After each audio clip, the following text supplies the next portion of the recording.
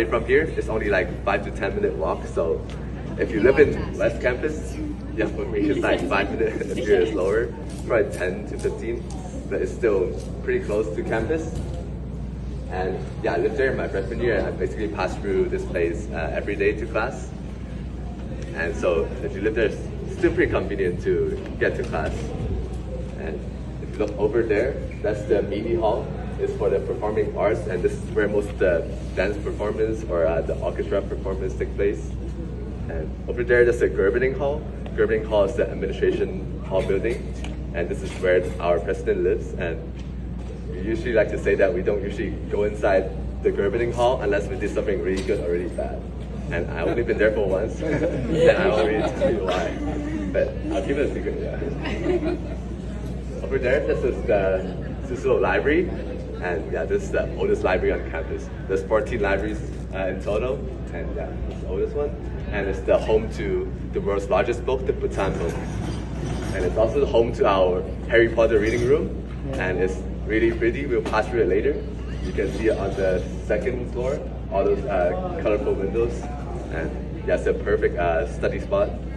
And over here behind you, that's the King Hall. So King Hall, just like you just said, it's the home to our largest lecture hall. It has 720 seats.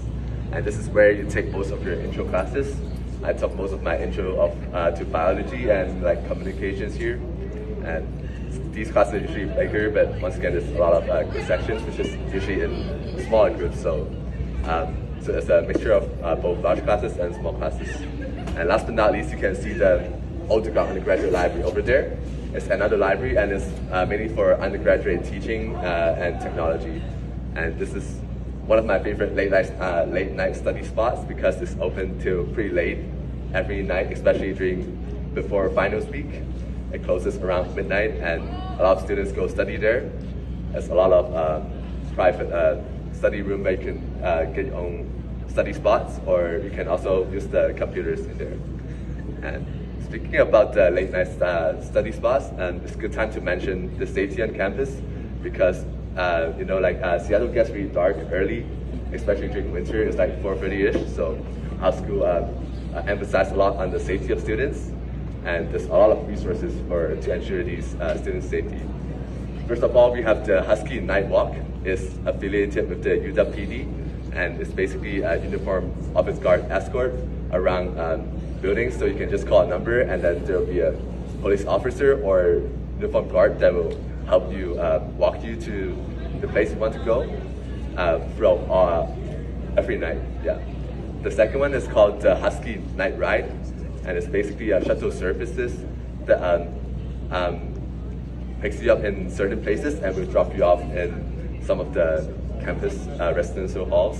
And it's super convenient because, especially if you're traveling alone at night, and it's really make use of these resources. And last but not least, we have the blue light phones. You can see some around campus if you haven't noticed them yet. And they're all like 90 seconds apart from each other. So whenever you encounter an emergency, or you can just press the red button over there and it'll call to the UW PD directly.